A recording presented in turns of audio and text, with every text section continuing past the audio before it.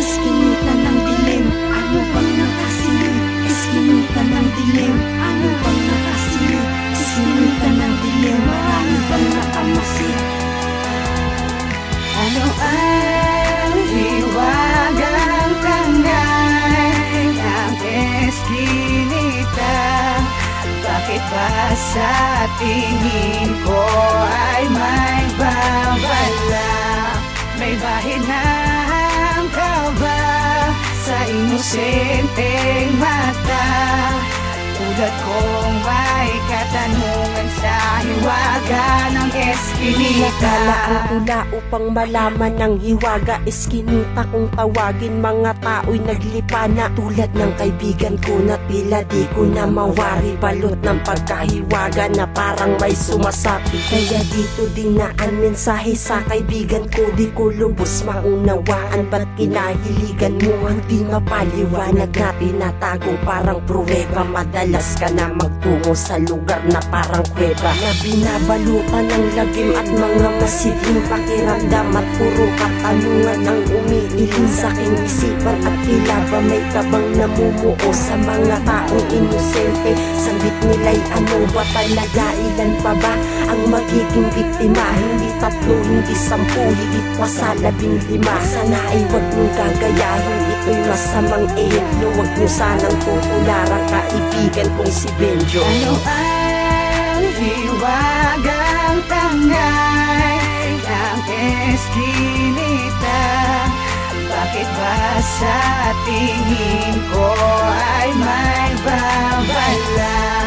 May bahinang ka ba sa inosenteng mata? Tulad kong may katanungan sa hiwaga ng eskinita. Medyo pinakamatalik kong kaibigan sa tagal ng panahon. Di kami nagkamustahan. Masamang balita ang sa tenga ko. Pumantig ginagabi-gabi ka raw ang sabi ng kapatid. Madalas ka magpunta sa lugar na kung saan binalot ng pagkayuwaga. Ito ang salitang iskinita ng dilim, yapos-yapos ng lagim. Sapagkat itim na usok ang dito nakatanim. Kaya marami ang dilat, kanilang kaluluwa ay meron ng nakatatak. At tatakpan ng demonyo ang sayo nakagaway. Kailan mo ba kakawalan, libangan na papatay sa pagkatao mo? Kaibigan, talaga bang nasakop na ng kabisyuan? Puso mo't kaluluwa ang wish ko lang.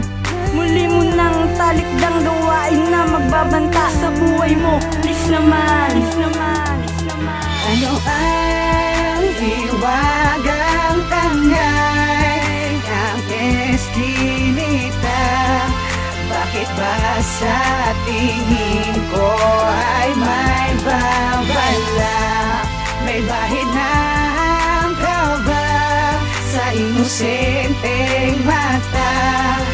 Tulad kong may katanungan sa hiwaga ng eskinita. Matutudukan ang palaisipan sa lahat ng mamamayan. Tulad ko, tulad niya, at tulad din ng iba.